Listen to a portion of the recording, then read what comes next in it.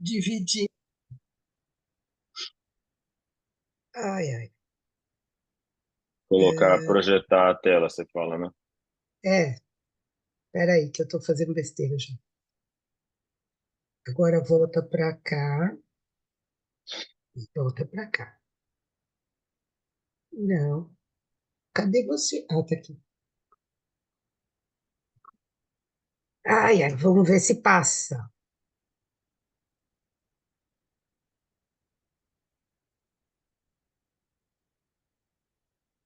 Vamos, filho. Aí. Gente, tá passando? Tá, Então tá bom. Ah, então, bom dia a todos. Na realidade, eu fiquei com muita dúvida de qual era o título dessa aula.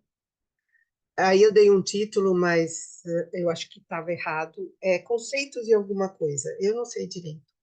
Então, a outra coisa é que agora que eu vi que ele salvou as referências todas erradas, então eu apaguei todas as referências dos slides. E se vocês quiserem, eu vou arrumar, né? Vou deixar com as referências certas. E se vocês quiserem, eu depois mando um PDF com as referências, se interessar, tá bom? Então, assim, por que que eu estou vendo dor? Porque é uma coisa que eu tenho todo dia no meu ambulatório e realmente eu sou uma das que mais tem dificuldade para lidar com isso. Então, eu estou tentando melhorar o meu contato, vamos dizer assim. Então, a dor é definida como experiência sensorial e emocional desagradável associada a um dano tecidual real ou potencial, ou descrita em termos desse dano. Só que ela é mais complexa do que apenas essa sensação física, né? A história do paciente, o meio social e cultural, a gente tem que conhecer, porque eles são essenciais para um melhor entendimento e tratamento dessa dor. E as dimensões psicológicas dessa dor também devem ser identificadas na prática clínica para um melhor tratamento. Os estudos de dor começaram na década de 50 como especialidade médica, e nessa ocasião foi vista a necessidade de uma abordagem mais ampla e multidisciplinar e de maiores pesquisas para melhorar esse tratamento. Em 98, esse autor, Azanger, ele dividiu a dor em sub-áreas, como dor aguda, dor terminal, dor do câncer, dor crônica neuropática, dor crônica pós-operatória. Mas a gente vai falar melhor, existe uma nova classificação, que é a do CID-11, né, que a gente vai mostrar. Mas eu também só vou mostrar. Então, vamos começar com a dor aguda. A dor aguda, em geral, é uma resposta funcional a uma lesão. É uma coisa adaptativa. Você tira a mão quando está queimando. E ela indica, em geral, a necessidade de repouso ou de recuperação ou de tratamento. Então, de modo bem simples, eu não vou entrar em detalhes, você tem a via nociceptiva, que é o mecanismo de proteção em indivíduos saudáveis, você percebe os estímulos nocivos, remove e sente a dor para a remoção desses estímulos ou para uma busca de tratamento. E essas terminações nervosas são as fibras noceptivas, que são divididas em dois tipos, fibra A delta e fibra C. A fibra A delta dá a percepção inicial da dor, ela é uma fibra mielínica, dá uma rápida transmissão de sinais, enquanto a fibra C é uma intensidade, ela mede a intensidade da dor, é uma fibra amielínica, e todas elas liberam. As A delta liberam glutamato e as fibras C liberam neurotransmissores neuropeptídicos, e elas liberam as duas para os neurônios de segunda ordem, que vão para o gânglio da raiz dorsal, neurônios de primeira ordem, e vão para as três principais vias ascendentes da dor. Os tratos neoespinotalâmico, paleoespinotalâmico e arquiespinotalâmico. Mas, como eu falei, eu não vou entrar em detalhe. Lembrando só que o corpo possui mecanismos normais contra essa dor, por essas vias, que é a via descendente de supressão da dor. E os tipos de dor vão depender basicamente da origem da dor. A dor somática, em geral, é receptores em pele e músculos esqueléticos, que tem aquele caráter profundo e dolorido. A dor visceral em geral, são receptores em vísceras, que dá aquela dor em aperto ou cólica, e a dor neuropática, que é uma dor em queimação ou choque, que frequentemente é acompanhada por ansiedade e depressão. Mas lembrando que a dor neuropática é mais crônica, ela não é aguda, ela só está aqui para a gente definir.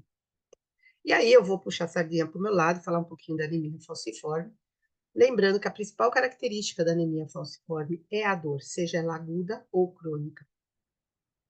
E aí, por que ele tem dor? Por conta de tudo isso aqui, ó. Por conta da hemólise intravascular, que aumenta a hemoglobina livre, diminui o óxido nítrico, vasoclusão, infarto, inflamação, maior adesão e hipercoagulação, e pelo sistema de isquemia reperfusão, que vai diminuir o óxido nítrico, aumentar espécies reativas, e isso tudo ajuda na dor.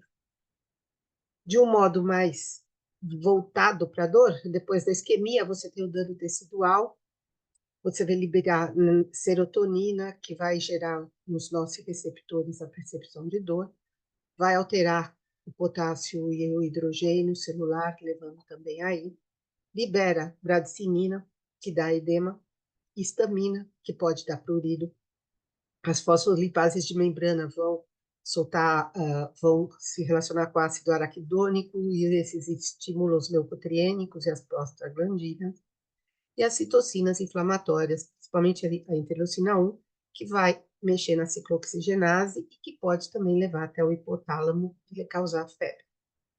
Então, a dor da anemia falciforme, e a dor que ela tem é única e deve ser sempre considerada desse modo. Então, eu já volto para a dor, eu vou só falar mais um pouquinho de anemia falciforme. Então, a classificação etiológica da dor, ela pode ser relacionada à falciforme ou não.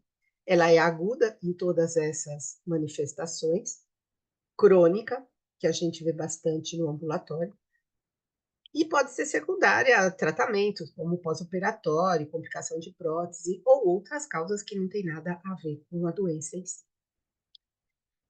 Isso é uma coisa que é bem importante. Você tem fases da dor. Você tem uma fase prodrômica, onde o paciente começa a sentir dor leve, dormência, parestesia, e se você olhar as células, estudar a célula na fase prodrômica, você vai ver aumento de células densas, que são as células irreversivelmente falcizadas, e menor deformabilidade de glóbulos vermelhos. Depois tem uma fase inicial, onde você atinge um pico maior de dor, com aumento da ansiedade, aumento de temperatura, glóbulos brancos e células irreversivelmente falcizadas, menor deformidade de glóbulos vermelhos e plaquetas. Aí você tem a fase estabelecida, que ela vai durar em torno de 5 dias, que mantém a intensidade da dor, pode ter derrame articular, inflamação, aumenta da pico febril, aumento de glóbulos brancos e de células irreversivelmente falcizadas, aumento da viscosidade fibrinogênica e diminuição da deformabilidade de glóbulos vermelhos e hemoglobina. E, por fim, a fase de resolução, que vai diminuindo tudo isso. Então, o que é o ideal do tratamento da crise vasopressora? Considerar como uma emergência, iniciar a analgesia em 30 minutos da chegada ao PS, assegurar a adequação de tratamento, seja qual for rota, gravidade da dor, você tem que checar tudo isso. E checar a efetividade do alívio da dor cada 30 minutos até melhora satisfatória e depois a cada 4 horas. O que a gente não faz absolutamente no pronto-socorro. Lembrar de ouvir a história do paciente, ver se ele sabe se a dor é da crise ou não, então perguntar, informar sobre o que ele já tomou em casa antes de vir para o PS, porque com isso você vai programar a terapêutica, e perguntar como ele tratava antigamente essa dor em episódios prévios, o que resolvia. Que é uma coisa que os médicos não acreditam quando eles falam. O exame físico para diagnóstico de outras causas de dor, né? Então, lembrar disso. E apesar da dor intensa, lembrar que a pressão arterial, a frequência cardíaca e a frequência respiratória podem estar normais. E aqui,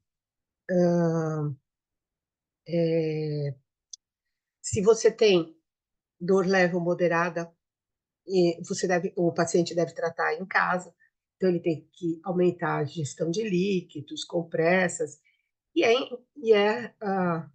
ele deve usar anti-inflamatório não hormonal, o ibuprofeno é o que a gente mais usa, e adicionar narcóticos orais, se necessário.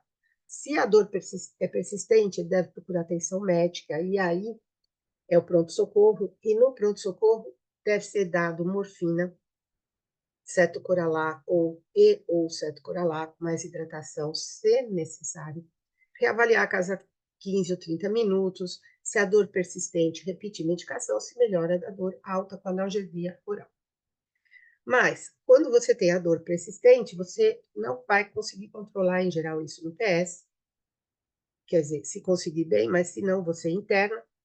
E aí você vai usar todo o arsenal que você dispõe e fazer todo o tratamento, lembrar de espirometria, mas eu vou falar isso mais para frente de novo, porque ele, com o analgésico, ele para de respirar profundamente e aí ele pode fazer uma atelectasia e fazer uma STA. Lembrando que aqui faltou dipirona, porque esse é um quadro não brasileiro, e acho que a dipirona entra desde casa até a internação. As doses de opioides são individualizadas e elas devem ser tituladas de acordo com o efeito analgésico, e é isso que ninguém faz. O paciente que precisou de dose de resgate entre as doses programadas de 4 em 4 horas, ele vai precisar de maior dose no dia seguinte. Então, você deve somar as doses diárias e 50 a 75% dessa dose adicional que ele tomou deve ser convertida em dose total diária até ele não ter dor. Isso é importante, tá? E ninguém faz. Apesar de todo mundo considerar o tratamento agressivo com opioide na crise, o paciente que fala que precisa de opioide para melhorar a dor tem uma percepção negativa dos profissionais de saúde sobre ele. E o que se observa também é um aumento da prescrição de opioides que excede o crescimento populacional. Por outro lado, as mortes relacionadas com overdose de opioides é menor nos pacientes com anemia falciforme em relação à população normal.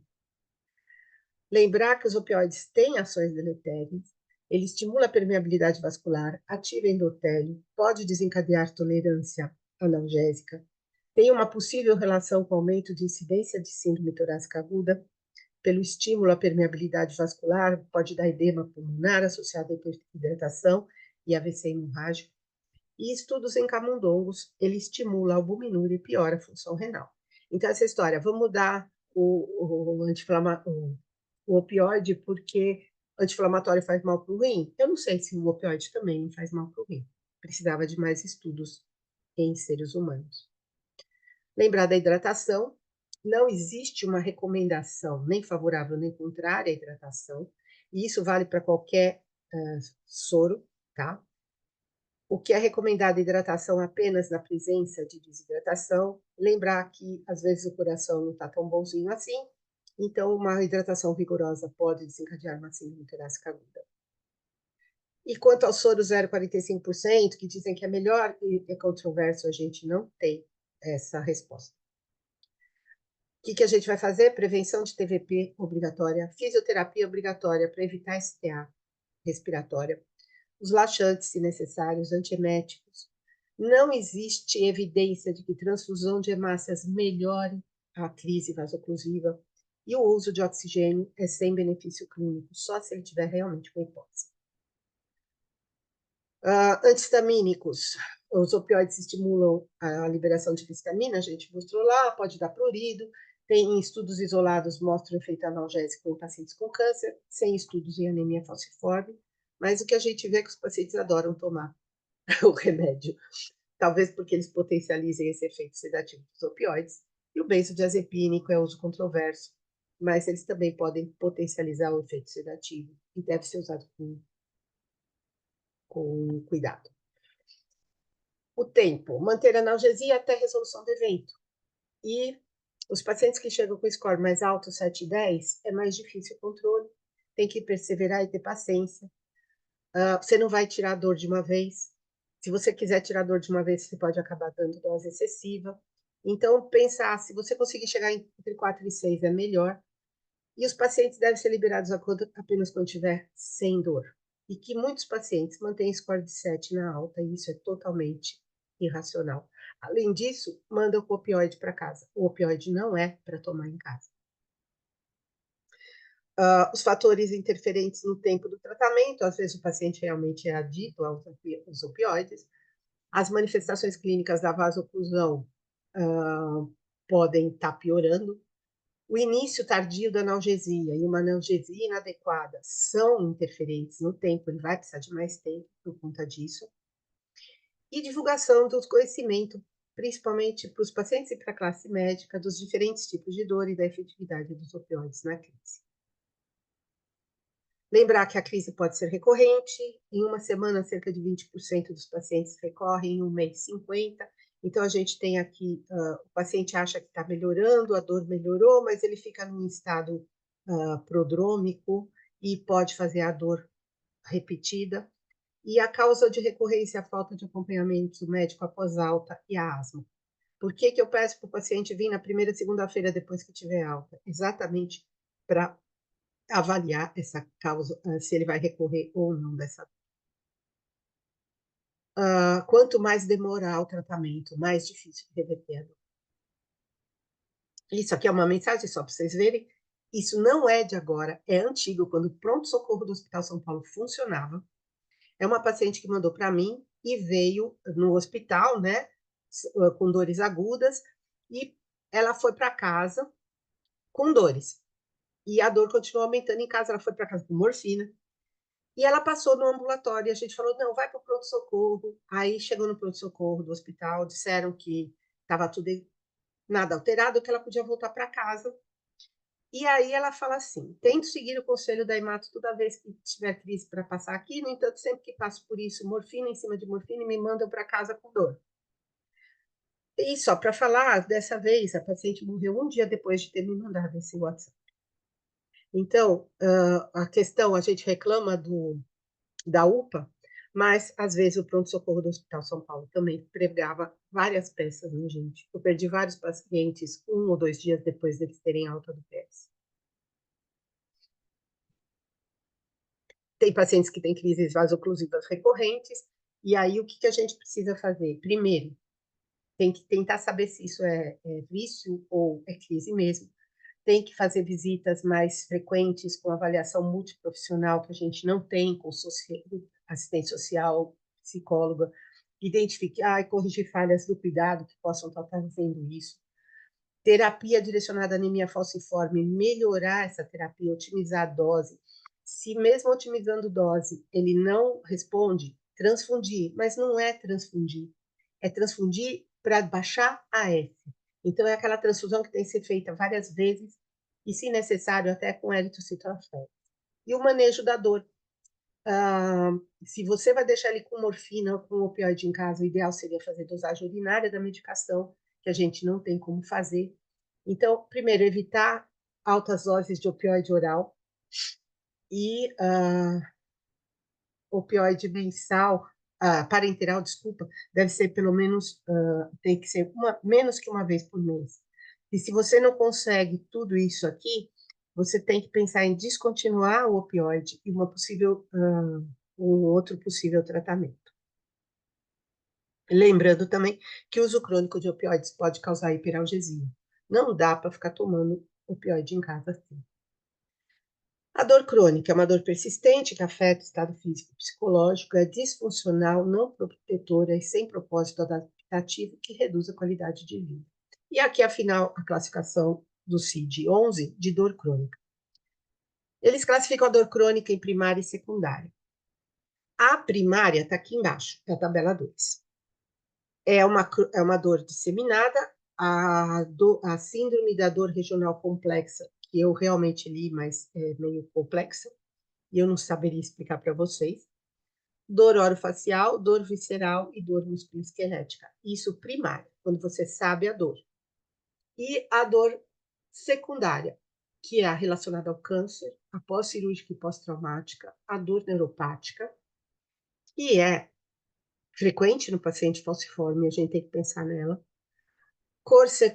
Crônica secundária, a dor de orofacial e dor de cabeça.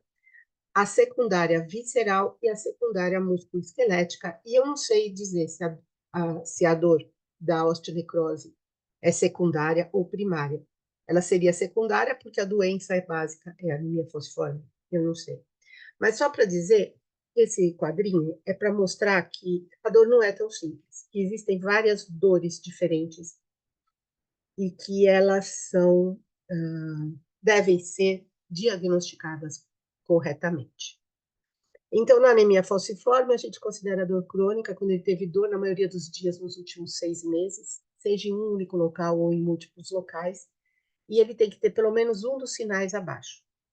Dor e aumento de sensibilidade na palpação, dor quando movimenta a região, menor amplitude de movimento, presença de úlceras, evidência de alteração hepatobariária ou esplênica, evidência de infarto ósseo ou osteonecrose e ausência de outro diagnóstico que justifique a dor. O tratamento, a gente não tem muita coisa ainda. Relacionada à osteonecrose, por exemplo, você pode usar duloxetina e anti-inflamatório. Você vê que não tem opioide para tratar a osteonecrose. Causas de dor não relacionadas à anemia falciforme, como a neuropática, gabapentina e amitriptilina. E, se relacionada ou não à anemia falciforme, não se recomenda o uso de terapia opioide cronicamente e não esquema de transfusão. Se você vai fazer transfusão, é para baixar a AS. Isso é mais importante quando eles têm várias crises agudas. Na crise crônica, na dor crônica, não é tão importante. E aqui eu começo com outro conceito que eu queria trazer para vocês, que é o de dor total. A dor total, ela expressa de forma importante os aspectos multidimensionais do sofrimento, específico de doenças que limitam a vida.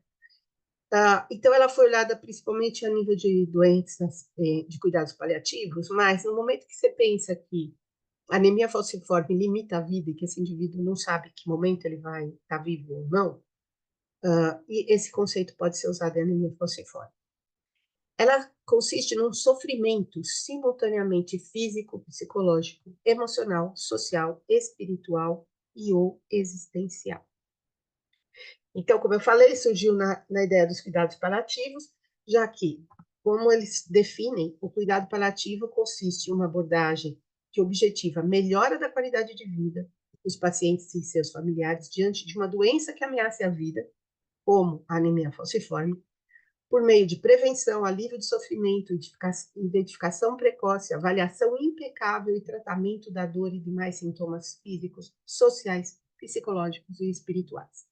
Então, para você tratar a dor total, você tem que saber como está a doença, em que estágio ele está, como ele reage à doença, conhecer a doença dele fisicamente, as alterações físicas que ele apresenta, emocional, social e espiritual. Social porque é preciso a importância da família para segurar esse paciente, e se ele tem isso ou não, é importante. Quem deu esse conceito foi a doutora Saunders. Ela tem uma história bastante interessante, porque ela estudou na Universidade de Oxford, um curso de ciências sociais, mas durante a guerra ela fez enfermagem e ficou tratando de pacientes. Ela foi enfermeira durante a Segunda Guerra, abandonou por questões pessoais de saúde dela e retornou ao curso inicial, se tornando assistente social. Então, ela já era enfermeira e fez assistente social. Em 1945, ela teve uma experiência importante com um paciente e, a partir daí, ela decidiu que esses pacientes tinham que ser tratados de uma maneira diferente e, para botar suas ideias suas ideias, ela foi fazer medicina, se formou em 57, e em 64 ela usou a primeira vez a expressão dor total, e em 67 ela fundou o primeiro hospice baseado em pesquisas. E ela tem algumas frases interessantes que eu vou ler para vocês. A primeira é essa: sofrimento só é intolerável quando ninguém cuida. E aqui são frases dela. Muito da nossa experiência de dor total é composta por nossa reação mental. Se os sintomas físicos são aliviados, a dor mental frequentemente também é aliviada. Se alguém não consegue mudar uma situação que lhe causa sofrimento, ainda pode escolher a sua atitude frente a essa situação. O sofrimento deixa de ser sofrimento no momento em que encontra um sentido. Ao aceitar o desafio de sofrer bravamente, a vida tem um sentido até o último momento e mantém esse sentido literalmente até o fim. Então, é uma abordagem, vamos dizer, holística do paciente, e que talvez a gente precise pensar mais. E da onde é que ela tirou essas ideias? Vocês vão conhecer mais uma pessoa, que é o Viktor Frankl, que é um médico austríaco, foi, né? Especializado em neurologia e psiquiatria e fundador de uma corrente da psiquiatria chamada logoterapia. Ele sobreviveu a 4 campos de concentração durante a Segunda Guerra Mundial e explica como a logoterapia ajudou na sobrevivência dele no campo de concentração. Ele observou um aspecto fundamental que predizia se aqueles companheiros ali iriam morrer ou viver. Era a percepção de um sentido para a vida. Todo mundo tem que ter um sentido para a vida. E olha, ele fala umas coisas muito parecidas com o que a certo, ele falou. Se viver é sofrimento, sobreviver é encontrar o sentido desse sofrimento. Viver significa assumir a responsabilidade de encontrar a resposta correta para seus problemas e cumprir as tarefas que a vida constantemente apresenta para cada indivíduo. Tudo pode ser tirado de uma pessoa, exceto uma coisa: a liberdade de escolher sua atitude em qualquer circunstância da vida. Se alguém tiver interesse, tem esse filme baseado na vida dele, que está no YouTube, na plataforma Lumina. Então, para avaliação dessa dor total, você tem que ter essa questão de consciência da morte, perda de relacionamento, perda de si mesmo, perda de propósito, perda de controle. E isso deve ser encarado frente a um propósito de afirmação e transcendência da vida e um senso interno de controle. Como o indivíduo vivencia cada um desses componentes, a gente deveria saber. Importante também o relacionamento dos componentes entre si. Lembrando que esses componentes todos da dor total são dinâmicos, são um processo e eles estão em processo individual e também na sua relação. E com isso você faz uma melhor avaliação desse paciente a respeito da dor total. E aí eu vou para um outro campo que eu acho que a gente deve pensar também, que é a espiritualidade e religiosidade na saúde. Para a OMS, o que é saúde? Saúde é um estado de bem-estar físico, mental, espiritual e social completo, e não somente ausência de doença ou incapacidade. Uma pessoa que se sente feliz ou sente bem-estar tem maior probabilidade de se sentir com saúde, mesmo tendo uma doença. É o sentir-se bem para as atividades diárias, principalmente para quem vive com uma doença. E importantes estudos têm mostrado que a espiritualidade ou religiosidade são aliadas das pessoas que sofrem e estão doentes, pelo aumento do senso de propósito e significado da vida e aumenta a resiliência e resistência ao estresse relacionado às doenças. Então, olha, o aumento do senso de propósito e significado da vida é o que a Saunders e o Frank falaram ali atrás. Você melhorando isso, você melhora a dor total. E vários estudos enfatizam a espiritualidade como um fator de proteção à saúde.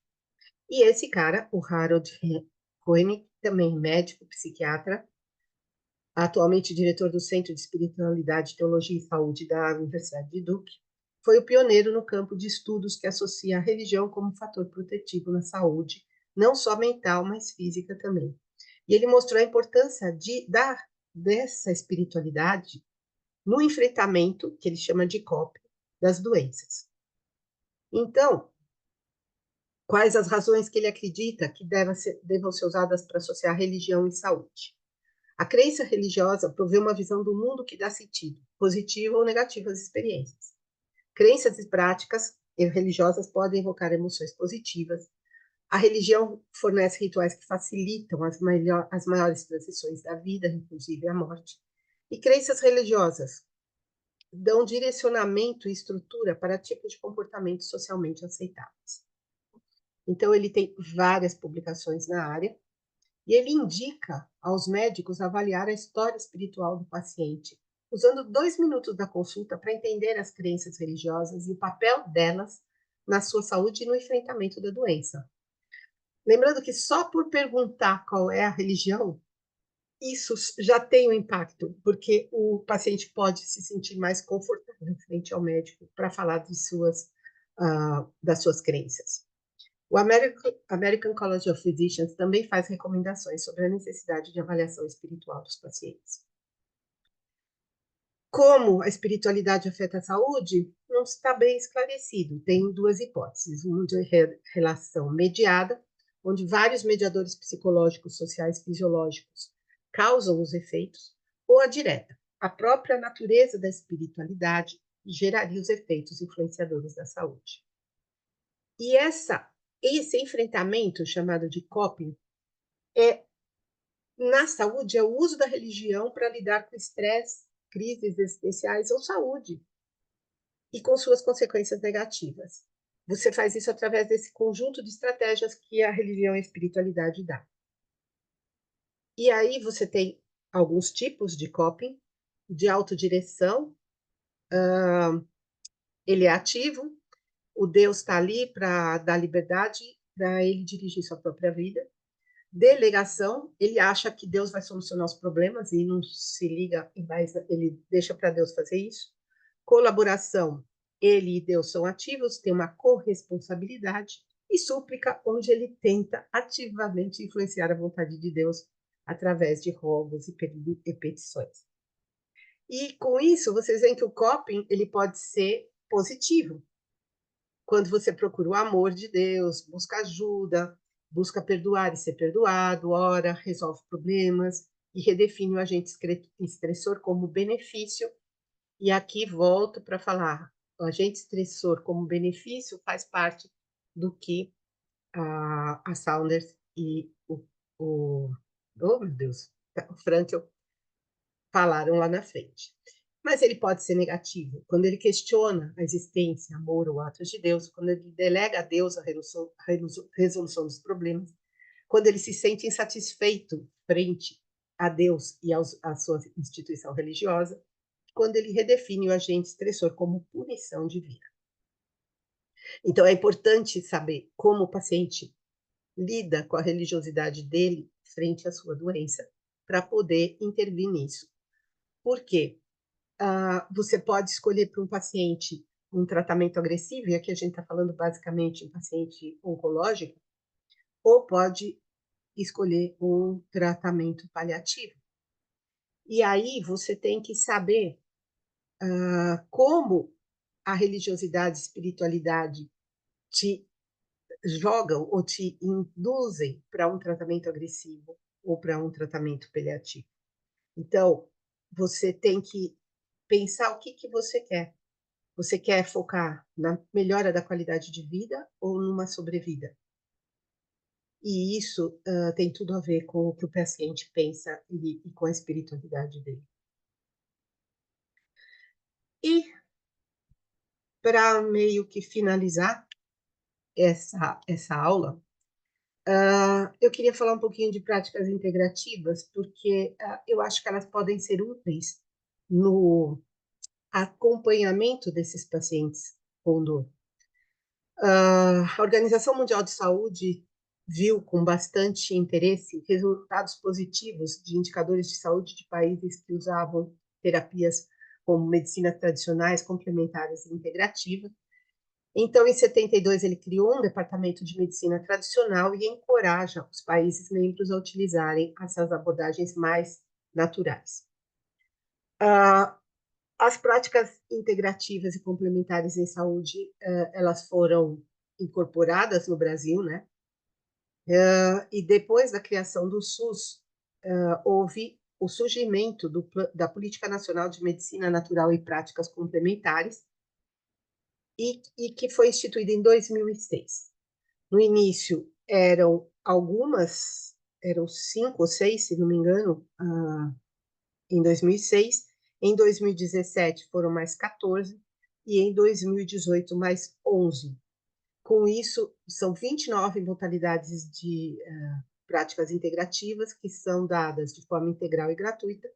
Os atendimentos começam no nível de atenção primária à saúde, então é na UBS que ele começa. E o Brasil é referência mundial em prática integrativa em atenção primária à saúde. Quais os benefícios? Elas podem prevenir doenças, aumentam o bem-estar, reduzem a intensidade dos sintomas, potencializam os resultados dos outros tratamentos e contribuem para a redução do uso de medicamentos. Então, sempre lembrando que não substitui o tratamento clínico, elas são complementares. Então, em maio de 2006, eu não estou citando todas, eu só estou citando as que me chamaram mais atenção, vamos dizer assim, a acupuntura e a auriculoterapia, que realmente a gente sabe que melhoram a dor. Então, fazer esse tratamento, a tese da Estela, que foi nossa residente, ela foi muito importante e mostrou realmente que com um ponto apenas de aplicação de acupuntura, ela conseguia melhorar a dor crônica dos nossos pacientes.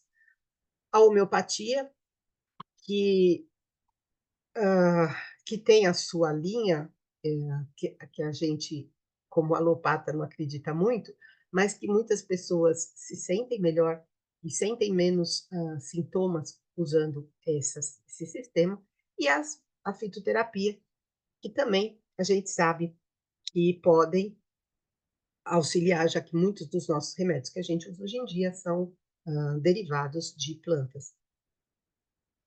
Em 2017 também foram 19 que entraram, não vou falar de todas, a meditação, principalmente, qualquer que seja, incluindo aqui o mindfulness, são importantes, eles melhoram a questão de dor, a musicoterapia, a quiropraxia, o reiki, que é um tipo de imposição de mãos, e a yoga.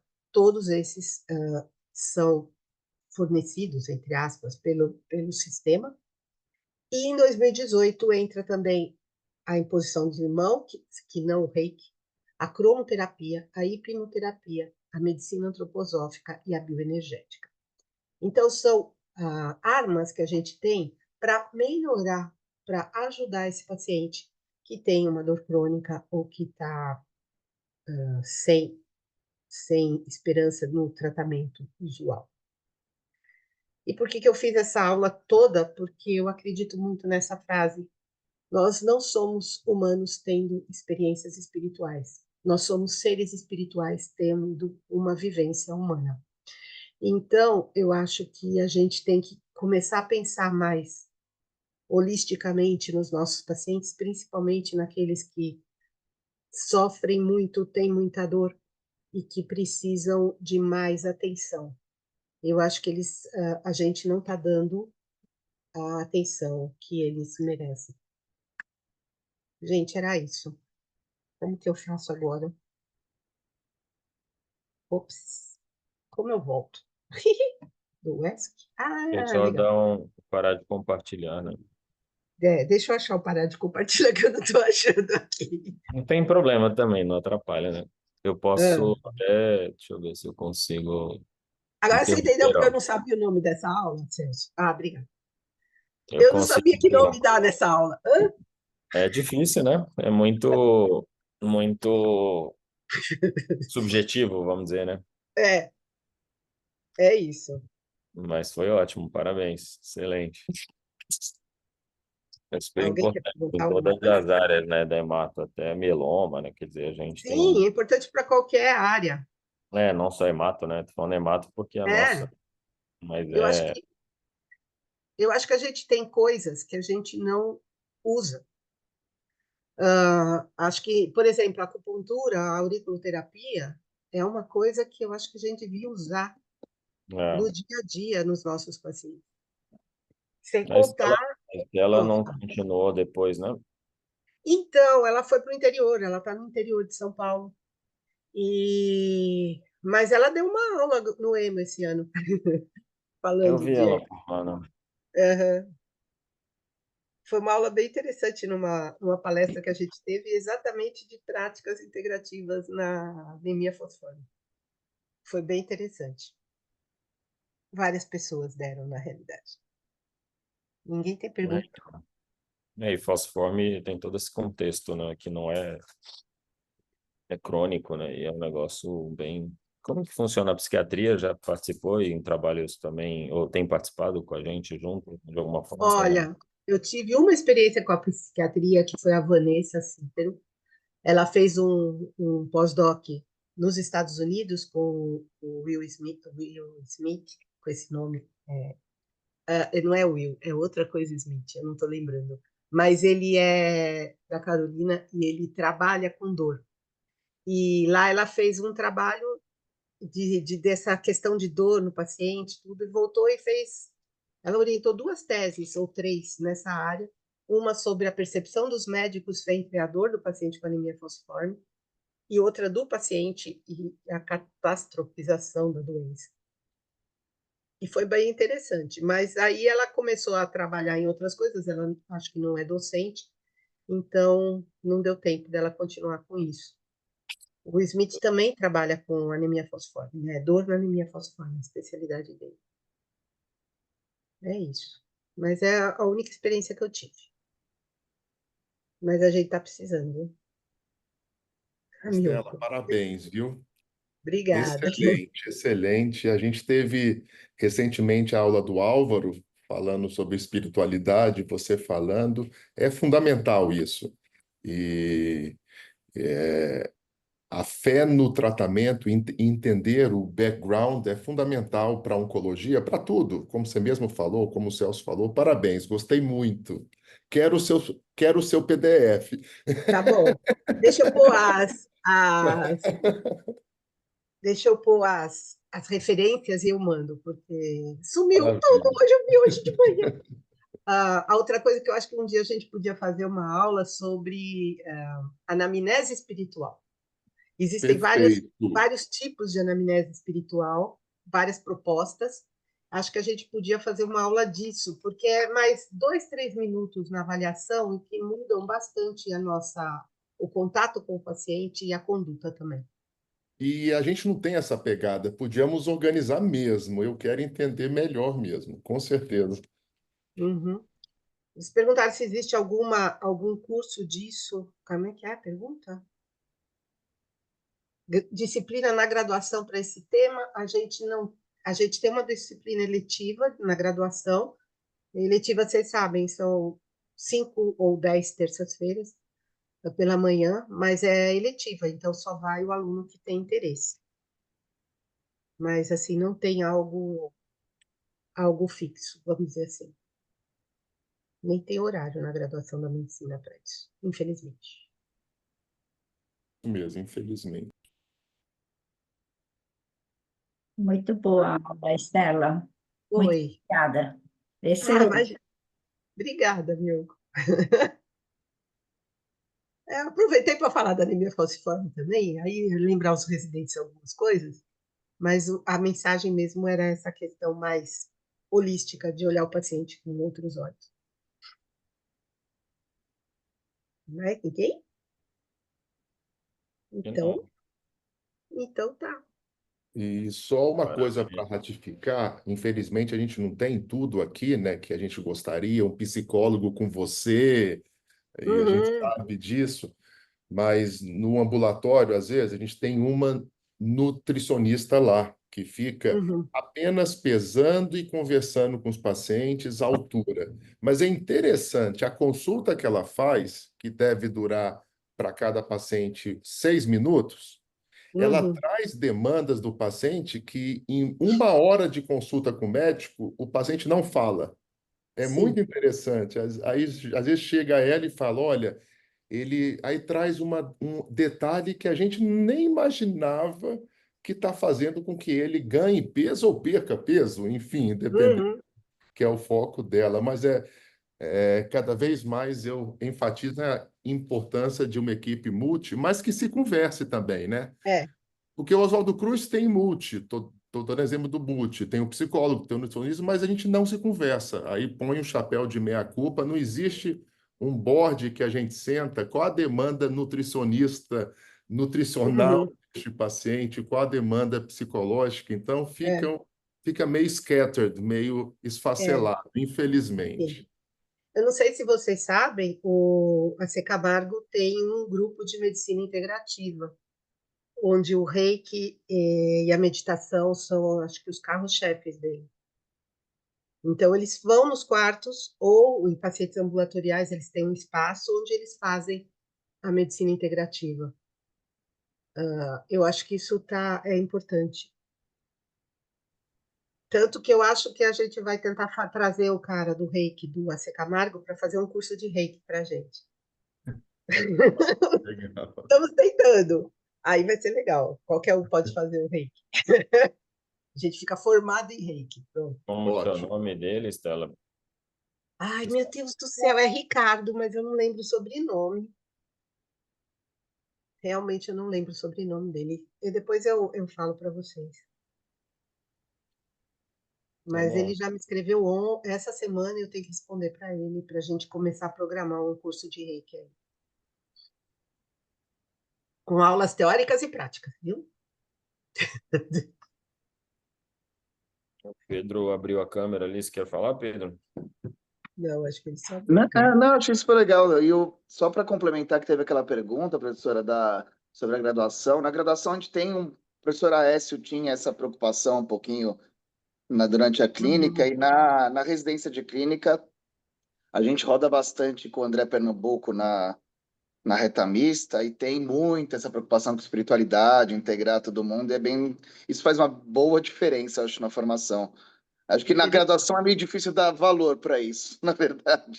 Eu acho que eu não dei É, o devido valor para isso aí na escola, mas na residência de clínica tem essa preocupação, tinha pelo menos. Já tinha tá. essa preocupação quando eu rodei de pensar, de ter essa visão mais holística e mais global do paciente, aí incluindo a Uhum. saúde mental, Legal. familiar, esotérica, tudo. André Pernambuco, é isso que você falou? É. Era o André Pernambuco que era o responsável pela reta Uhum. mista. E Tá, funcionava super bem, tá. isso aí. Acho que é ainda, não é? Porque ele é da geriatria, né? Ele que faz interconsulta da geriatria, né? Tentar formar um grupo, né? Eu acho Talvez. bem legal. Legal, boa, boa. Tá bom. Ok. Então, acho que era isso, gente. Tá bom. Boa semana aí para todo mundo. Boa semana, bom dia. Zé Pedro, bom te ver. É, Tchau.